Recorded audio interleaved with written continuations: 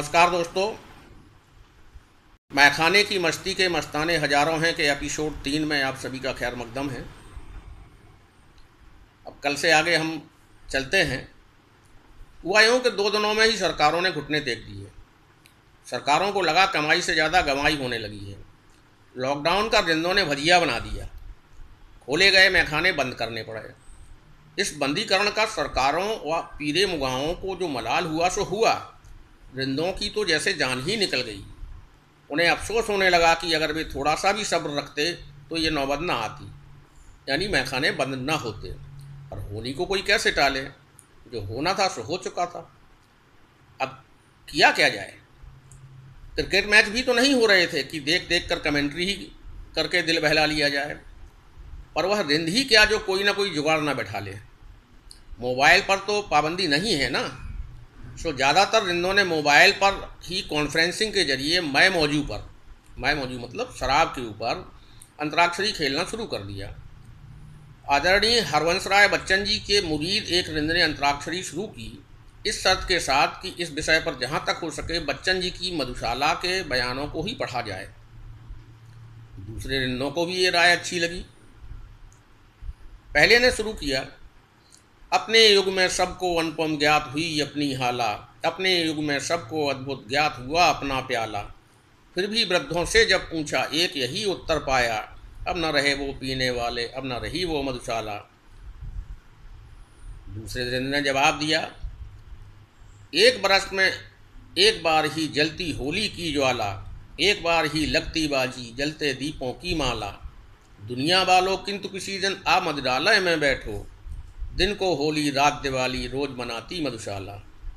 एक और रिंद जो मधुशालाएं बंद होने से कुछ ज़्यादा ही मायूस हो उठा था, रोते हुए गाने लगा, यम आएगा साकी बनकर साथ लिए काली हाला, पीना होश में फिर आगे का सुर और सुर ये मतवाला।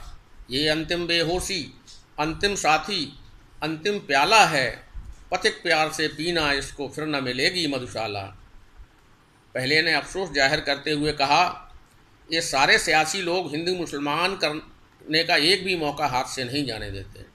पर हायरी हाला कितनी प्यारी चीज़ है। भाईचारा कायम करने के लिए एक मुफीद शिफा का काम हमेशा से करती आई है। उसने गाया, मुसलमान और हिंदू हैं दो, एक मगर उनका प्याला, एक मगर उनका मदिराला, एक मगर उनकी हाला। दोनों रहते साथ न जब तक मंदिर मस्जिद हैं जाते, बैर बढ़ाते मंदिर मस्जिद मेल कराती मधुशाला।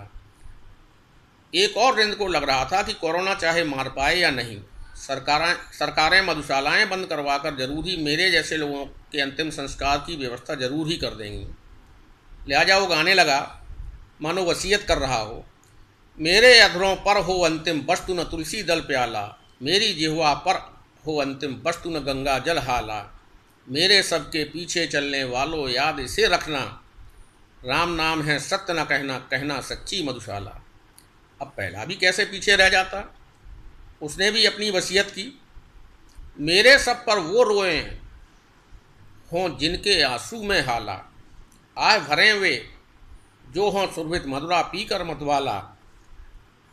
दे मुझको वे कंधा जिनके पद मद डगमग होते हों, और जलूं उस ठौर जहाँ पर कभी रही हो मधुशाला। सारे रिंदों ने मानो एक स्वर में अपनी अंतिम इच्छाओं को गाना शुरू किया। और चिता पर जाए उड़ेला पात्र न घृत का पर प्याला, कंठ बंधे अंगूर लता में मध्य न जल हो पर हाला।